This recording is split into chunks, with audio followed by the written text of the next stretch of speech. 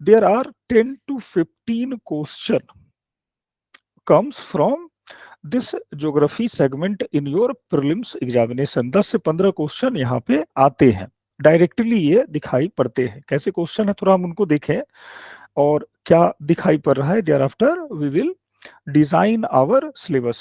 देखो slide hopefully visible होगा। तो this question was recently asked by UPSC. इसको यूपीएससी ने पूछा है and it is based on drainage system, drainage system of India.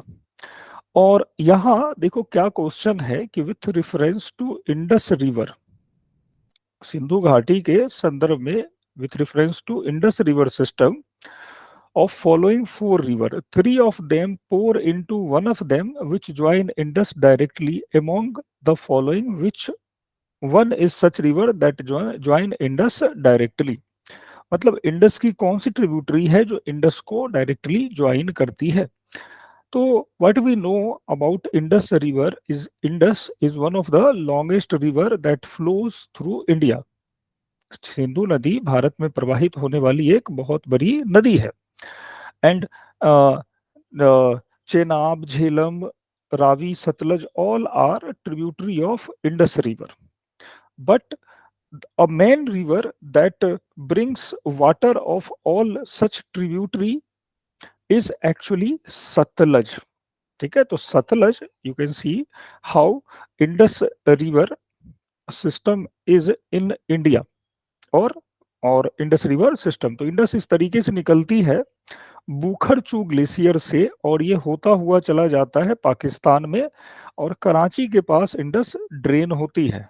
लेकिन इसमें जो पंचनद आ रही है, पंचनद का सारा पानी ये सतलज अपने साथ लेता हुआ चेनाब, झेलम, रावी का इंडस में ड्रेन करता है। तो इस तरीके से क्वेश्चंस यहाँ पर पूछे जाते हैं। ऐसा कुछ बहुत बड़ा क्वेश्चन ये नहीं था, but if you go through with drainage system of India minutely, you can easily cover that question। अब इसी तरह से जैसे question again same year question आया इसी ड्रेनेज सिस्टम से, ड्रेनेज सिस्टम से। तो यहां इसने पूछा है कि कंसीडर द फॉलोइंग रिवर ब्राह्मणी, नागाबेली, सुवर्ण रेखा एंड वंशधारा विच एवं राइजेस फ्रॉम ईस्टर्न घाट। अब यहाँ द क्वेश्चन इज दैट कि Western Ghat, this part of Eastern Ghat, this part of India is called Eastern Ghat, this part. तो the question is asking that which river from the given list rises from this part, इससे कौन सी नदी निकलती है। तो देखो as you know कि भाई रिवर सिस्टम हमको बहुत डेप्थ में पढ़ना है और हर एक साल यहाँ से क्वेश्चन बनते हैं। यू कैन सी ब्राह्मणी, तो Brahmani river rises from this Chota Nagpur region. Nagavali, this is a short river that rises from this eastern ghat. Bamsdhara, it is also rises from this part. While Suvarna Rekha is the river that rises from छोटा नागपुर प्लेटू।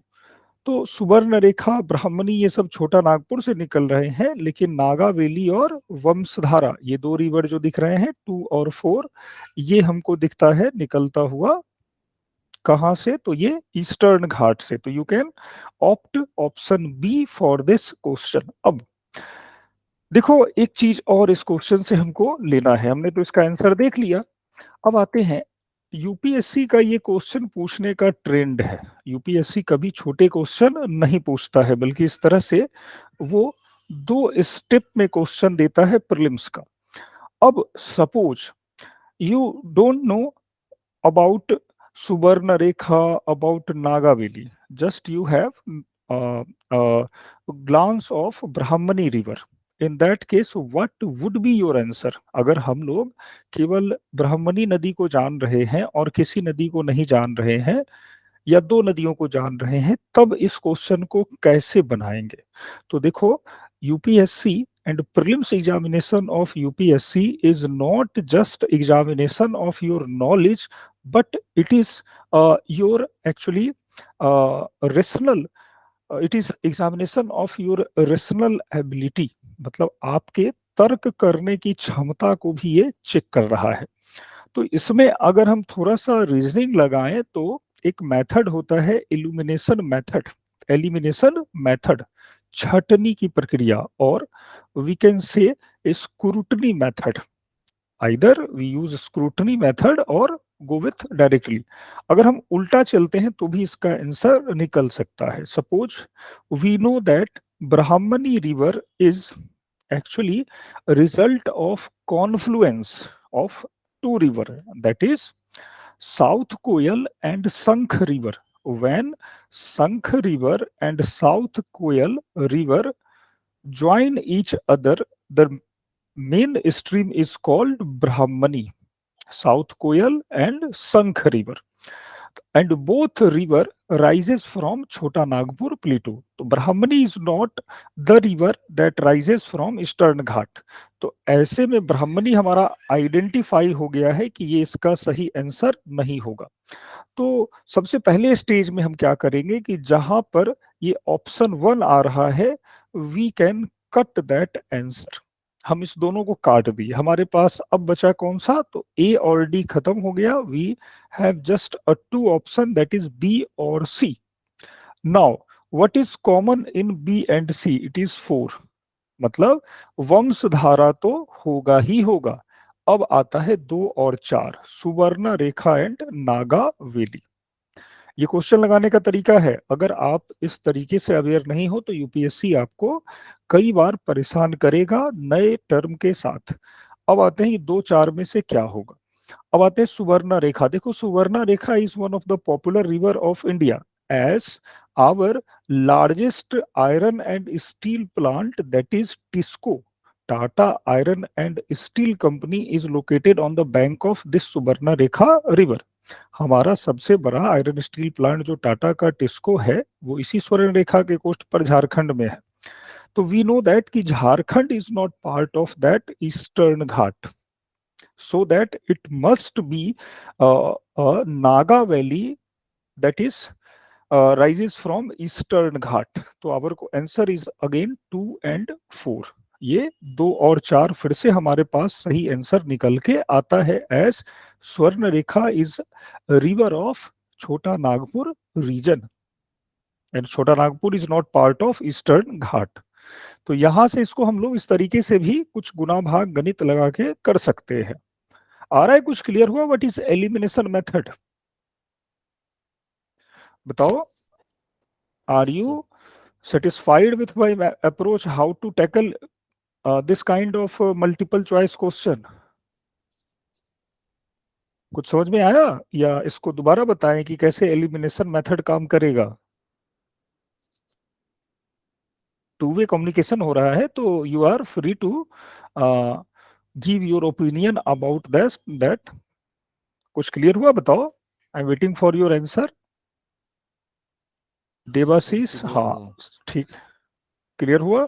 तो हमको कई बार देखो ऐसा नहीं है कि, हाँ बिल्कुल देवाशीष, सीधे सीधे नहीं जाना है बल्कि हमें उसको उल्टे तरीके से भी अप्रोच करना है। अगर हम एलिमिनेशन मेथड पे चले, अपने कॉन्सेप्ट को यूज करें तो हम एक सही आंसर तक पहुंच सकते हैं। ठीक है, तो we have to try the best answer among जो भी लिस्ट दिया गया है उसमें खोजने का। अब आते हैं इसी तरह से कुछ और क्वेश्चंस को देख लें। देखो जैसे अब ये क्वेश्चन कहां से आया, consider the following statement in tropical zone. तो first of all you must have idea about tropical zone. The western section of ocean are warmer than eastern section owing to the influence of trade wind. अब जब भी कोई इतना बड़ा question आए और इस तरीके के कई सारे वर्ड्स उसमें मिले, पार्टिकुलरली ज्योग्राफिकल रेफरेंस में, तो you have to try to make a small diagram like this and try to approach after making diagram of that particular statement. Suppose it asks about tropical zone, so then I have to draw tropical zone. The area lies between Tropic of Cancer and Tropic of Capricorn. तो यही 23.5 north और 23.5 south के बीच का region कहलाता है tropical region. And it is actually a fundamental question and it says that कि in this region suppose I am this is our South America, तो this part is called Atlantic Ocean. अब ये कह रहा है कि western section of ocean are warmer. It means this part is warmer, while eastern section, owing to influence, uh, western section of ocean are warmer than eastern section. Eastern section ये ठंडा होगा और ये गर्म होगा। तो अगर हम ओशियन के डिस्ट्रीब्यूशन को देखते हैं और ट्रेड विंड के फ्लो को देखते हैं तो पहला क्वेश्चन बिल्कुल सही होगा, as our trade wind flow like in this way, इस तरीके से चलता है और वेस्ट पार्ट से वो ईस्ट में लेके आता है हीट और टेम्परेचर को। तो इसका पहला वाला सही है। while in temperate zone westerly make eastern section of ocean warmer than western section। अब देखो ये दोनों, अब आ गया टेम्परेट जोन, तो वेयर टेम्परेट जोन लाइज, तो temperate zone lies just above tropical zone, this is tropical zone and this is temperate zone. Actually ये पूरी तरह से कॉन्सेप्ट में बेस्ड क्वेश्चन है। और टेम्परेट जोन में जब ईस्टर्ली विंड बहती है तो उसका डायरेक्शन कुछ ऐसा होता है, जबकि यहाँ पर ट्रेड विंड का डायरेक्शन उल्टा होता है। तो both statement are correct and it is based on your overall understanding of wind. you can see how wind flow in different zone of globe. This is direction of trade wind. So trade wind always influence in tropical zone and western part of ocean gets warmer under the influence of this trade wind, while eastern part become warmer due to influence of this westerlies wind. यही same question आपको दिखाई पड़ रहा है इसमें। और अगर ये छोटी छोटी बातों को हम लोग मैप के थ्रू करें तो it will be easy to qualify prelims examination, आसान हो जाएगा फिर प्रीलिम्स एग्जाम को क्वालिफाई करना। और तो मैं एक्चुअली देखो डिफरेंट टाइप के क्वेश्चन इसलिए दिखा रहा हूँ क्योंकि हम लोग इसके बाद जो अपना एक लेक्चर प्लान डिस्कस करेंगे तो उसमें हमारा जो कवरेज है उसमें हर एक टॉपिक को लेते हुए कि सारे जो क्वेश्चन आ रहे हैं उसमें से कुछ छूटे नहीं, बल्कि we are the position to tackle all such questions in easy manner, बहुत आसानी से उसको कर पाए। सिमिलरली अब देखो यहां पर ये क्वेश्चन आया with reference to the water on planet Earth consider the following statement. पृथ्वी पर जल के amount of water in river and lake is more than amount of ground water, is it correct और not? Amount of water in polar ice cap and glacier is more than amount of groundwater. Is it correct, right or wrong? तो देखो water is actually called as life. Without water, we cannot imagine life on Earth. Earth is the only planet where water found in liquid form. और अगर हम water के distribution को देखते हैं then we found that कि 97% of water is in ocean and that is salt water. Fresh water is just 3% of total water. Water play a substantial role in our atmosphere. It culminates into rainfall. It culminates into fog. It the other atmospheric phenomena is directly related with this water। सब कुछ water से ही होता है। और देखो सबसे ज्यादा तो समुद्र में है लेकिन उसके बाद आइस कैप एंड ग्लेशियर। तो सबसे ज्यादा जो दूसरा वाला है कि जल की मात्रा अधिक होती है, section option 2 is correct. There after ground water comes, तो ग्राउंड वाटर में अब वहां से कम होता है, लेकिन water in lakes and water in river, तो river hold just a few amount of water, बहुत कम होता है, जबकि लेक्स में पानी है, बट ये ग्राउंड वाटर के कंपैरिजन में बहुत कम होता है। So that option one is absolutely incorrect and just option two is correct. तो ये क्वेश्चन क्यों हम लोग ज्योग्राफी में देख रहे हैं भाई, इन्वायरमेंट इकोलॉजी में क्यों नहीं देखा? तो actually we have to read water in atmosphere. एक टॉपिक होगा हमारा जिसका नाम है water in atmosphere and how water circulate. किस तरह से वाटर, पानी एटमोस्फेयर में अलग अलग तरीके से घूमता है, इस पर हमारा क्लाइमेट डिपेंड करता है। और ये एक बेसिक टॉपिक है, और यहाँ बेसिक से ही क्वेश्चन आए हुए सीधे सीधे दिखाई पड़ते हैं, इस तरीके का डिस्ट्रीब्यूशन है। तो ऐसे क्वेश्चन आपको देखने होंगे बेसिक पर आकर। देखो एक और चीज हुआ, कई बार हम जो पढ़ते हैं वो सीधे सीधे क्वेश्चन नहीं बनते हैं।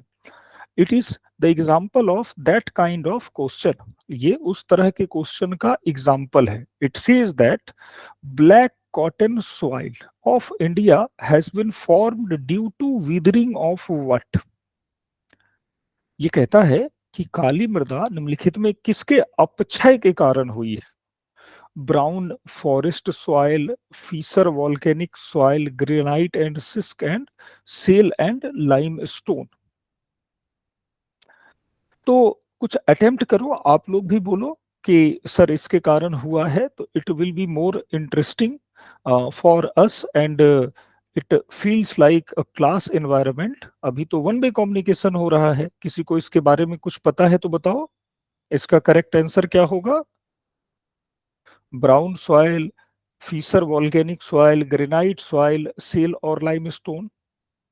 अगर बेसिक आपने पढ़ रखा होगा तो ये देखा होगा कि black soil is actually result of weathering and erosion of basaltic rock. Basaltic rock is the rock comes with fissure eruption of volcano. जब वॉल्केनो का फीसर मतलब धीरे धीरे निकलता है, तभी उसको कहा जाता है fissure eruption. And at that moment basaltic lava basaltic lava erupts substantially, बहुत ज्यादा बेसाल्टिक लावा निकलता है। तो the correct answer of this question, हाँ यहाँ पे सर ने जो कहा है, तो आपको अपनी भाषा में जैसा लग रहा हो, हिंदी इंग्लिश किसी भी लैंग्वेज में, you can ask, you can participate in this lecture. इसके लिए हेजिटेट नहीं होना है, क्योंकि अभी हेजिटेट हो गए तो आगे चलकर क्लास के बाद दिक्कत आएगी, क्योंकि क्लास के बाद तो मैं रहूंगा नहीं। तो आज जो हम लोग एक इंट्रोडक्शन कर रहे हैं, तो इसका पर्पस ये है कि हम एक क्वेश्चन के नेचर को भी समझ लें, आपके नेचर को भी समझ लें। If you are feeling shy or that kind of nature you hold, it is not good for civil services examination. You have to be frank, हमको frank होना पड़ेगा, क्योंकि we are here to prepare for examination, not as a listener. हमको listener केवल नहीं बनना है, हमें इसमें पार्टिसिपेट करना है। तो इसमें आप जो है बिना हेजिटेट हुए बोलिए, कोई दिक्कत नहीं है, ठीक है? चलो, तो इस तरीके से Fisher volcanic rock is actually the answer of this question. This part of India is actually covered with this black soil, ठीक है?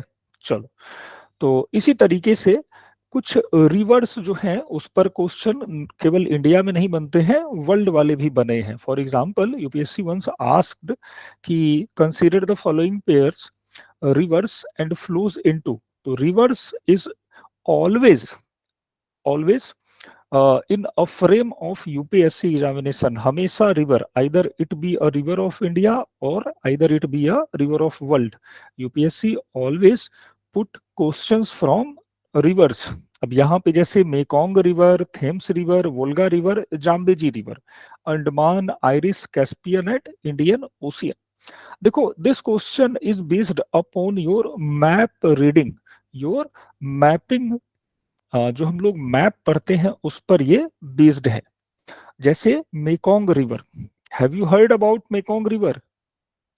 मेकोंग रिवर किसी ने इसके बारे में सुना है? It flows in which region of world, कहाँ से बहता है ये? कोई एक कंट्री का नाम बताओ, किसी को कुछ पता हो तो। किसी भी रिवर के बारे में बताओ, एकदम से घबराना नहीं है। नहीं आ रहा है तो भी अच्छी बात है कि हाँ चलो हमने गलत ही बताया। तो Mekong is a river of south east Asian country. South east Asian means Cambodia.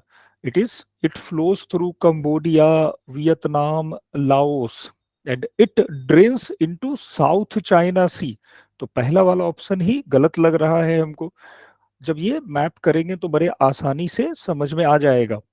तो Mekong river that drains into South China Sea is incorrect in this question, so that we have to identify number one या one in our answer list.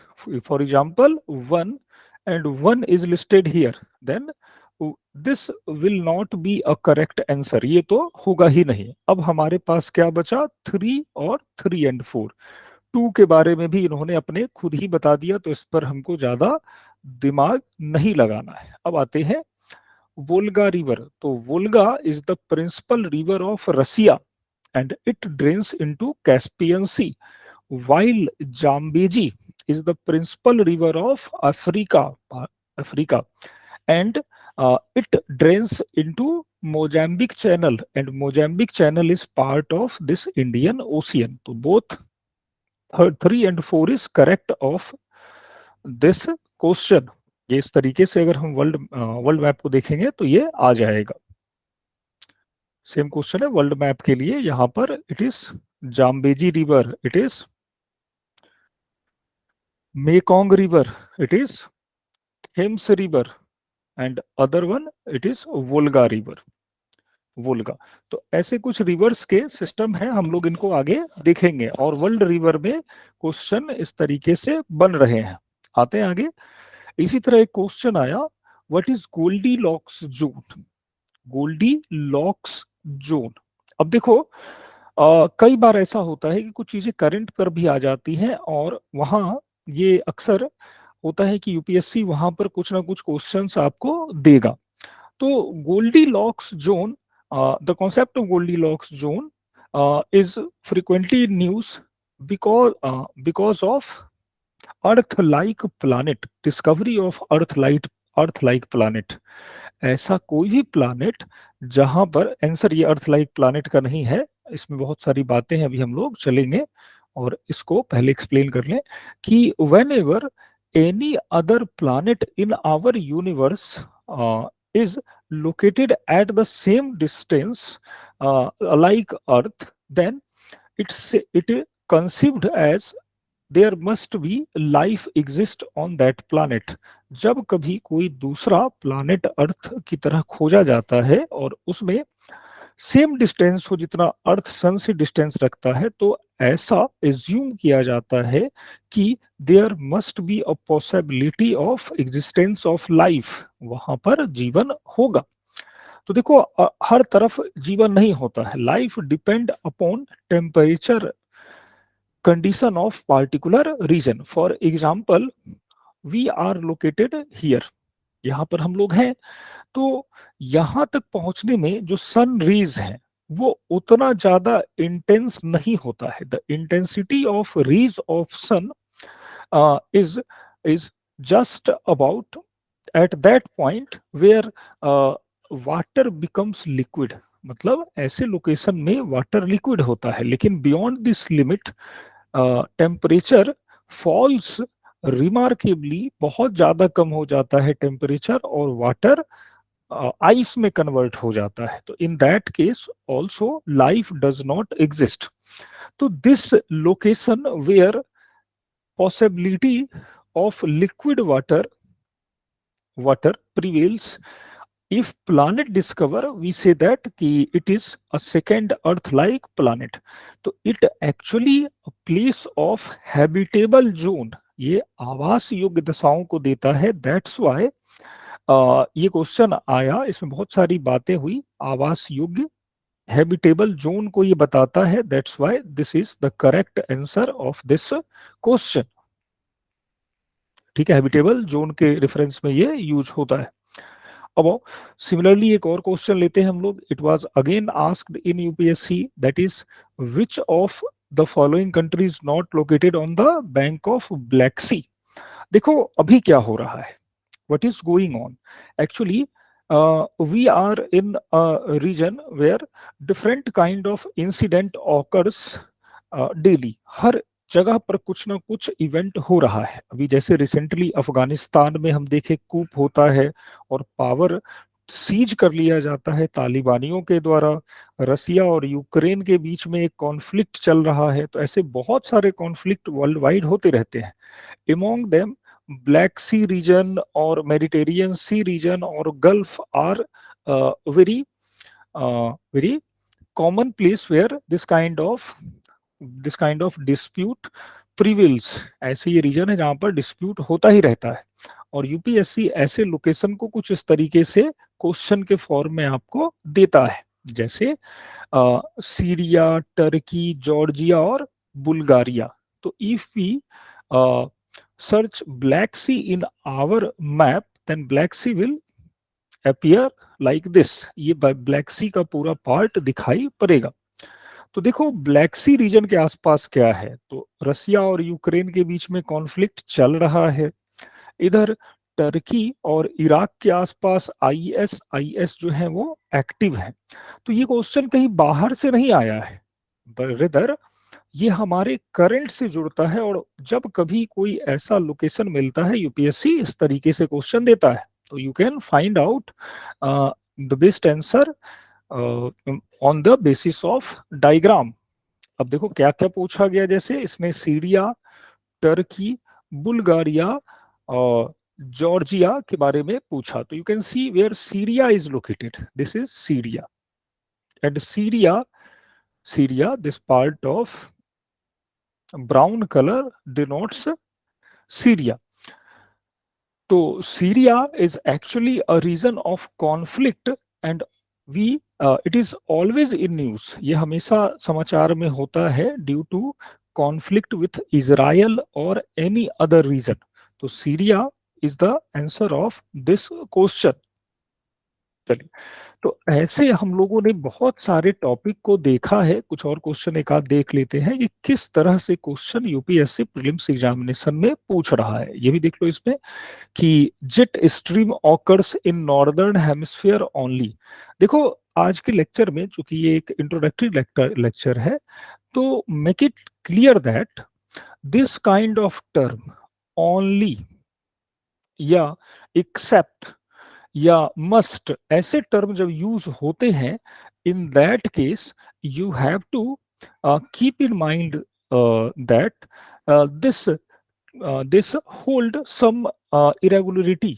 It could be a wrong option in your question. ये गलत हो सकता है, तो इस पर हम लोगों को कंसंट्रेट करना चाहिए जैसे ही ऐसे वर्ड आते हो। अब वो कि पहला ही ओनली आया और हम रुकते हैं, jet stream occurs in northern hemisphere, is it correct और नॉट। तो we will learn about jet stream in detail in upcoming our classes, that jet stream actually covers both hemisphere।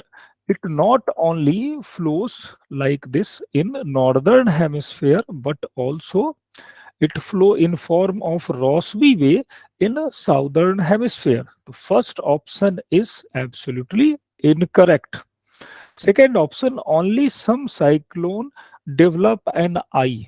तो देखो eye is a calm places, and when we read about cyclone, we found that tropical cyclone that forms near us have eye, and the cyclone forms in America does not have any eye in their center place। वहां पे America वाले में कोई आई वगैरह नहीं होता है। तो इसने इस तरीके से कहा कि सम साइक्लोन, तो some cyclone is correct answer, so it could be a correct answer. तो व्हाट आर द ऑप्शंस, दो के बाद हम लोग ऑप्शन देखना शुरू करते हैं। First one is incorrect, first one is incorrect, then we have only two option left, 2 और 3 और ओनली 2। तो आंसर मस्ट बी बी और सी।